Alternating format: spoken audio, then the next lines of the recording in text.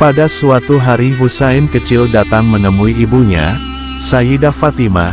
Sambil menangis ia berkata, "Kakek Muhammad lebih mencintai kakakku Hasan."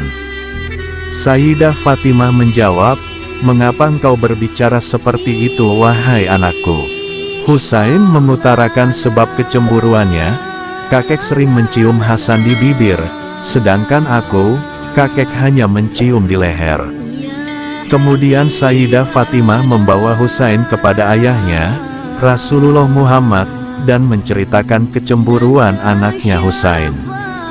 Rasulullah menatap tajam dan lama, lalu bersabda, "Anakku Fatimah, Hasan selalu kukecup bibirnya, karena dia akan mati diracuni oleh orang terdekatnya, dan seluruh isi perutnya akan keluar lewat mulutnya. Sedangkan engkau Husain." Rasulullah menatap Husain lama sekali, beliau tidak bisa meneruskan ucapannya, dan pingsan beberapa saat.